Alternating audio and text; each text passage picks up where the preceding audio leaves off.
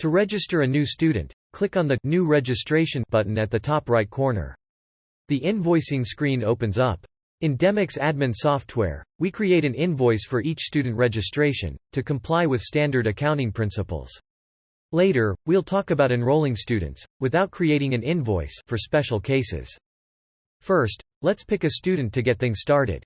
You can search for an existing student by typing part of their name, or create a new student.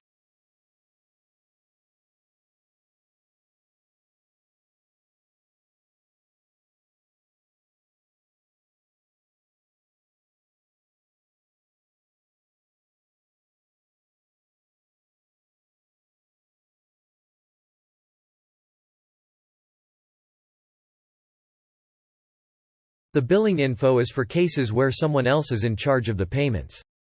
For example, the student's parents, or employer.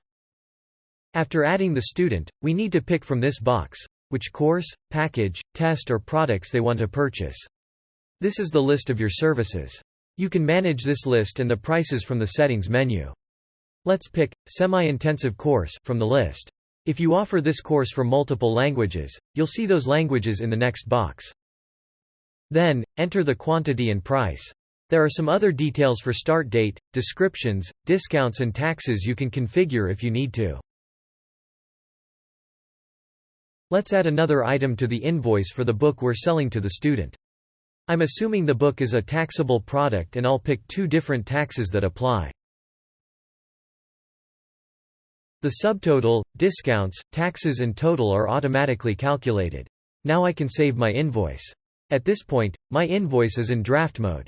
You have 2 options to finalize it. Either send it to the student for online payment, or confirm it manually. If you decide to send the invoice to the student, you can include a link for online payment in the email. Your student clicks on the link and makes an online payment. This action confirms the invoice and marks it at fully or partially paid depending on the amount you asked the student to pay. To move forward with our registration, I'm going to confirm the invoice manually.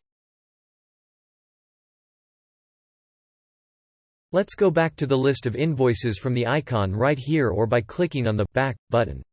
On my list, I can see the list of all my invoices and their status.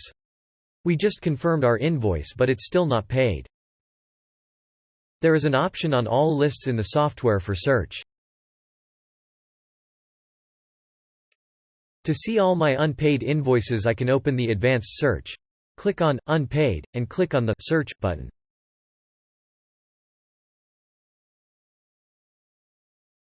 Let's open the invoice again and try recording a couple of payments. Using this button, I'm going to add a payment that took place today, in person, using a credit card. The amount was $100 as a deposit. As a result, I see the invoice is marked as partially paid, and the amount due has changed. We can keep recording more payments or edit the existing payment from the Payments tab. The system allows you to schedule payments in the future. If you allow installments at your school, this is a good feature to remind your students about their payments due date. It also reminds your team on the dashboard so you don't miss those dates. We can set a single reminder for a payment. It just needs a date, an amount, and whether we want to send the student an automated email. On the other hand, you can ask the system to divide the total amount due on your invoice into a couple of scheduled payments.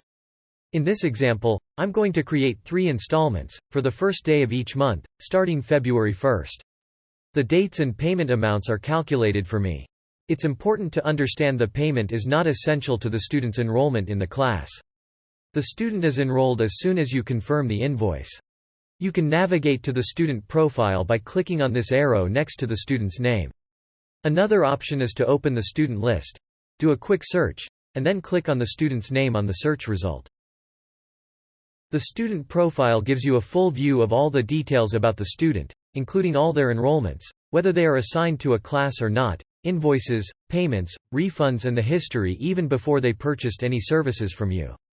You can use this invitation button to send an email to your student and give them access to the system.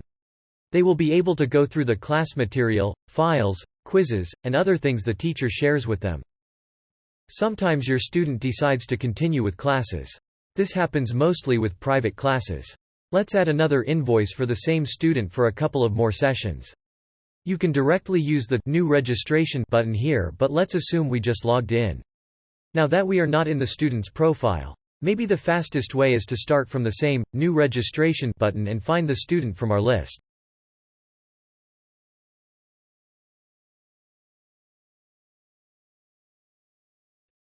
I'm picking the same course and then I save the invoice.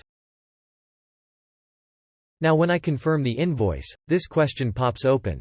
Since this is the continuation of the same class, I'll pick this option, which extends the dates on the student's existing enrollment. Before we conclude this video, we go through one last possibility. If you need to enroll a student in a course without issuing an invoice, from the top menu, open the Enrollments page and then add a new one. Pick your student, enter all the other details and save. In this video we talked about how to register a student.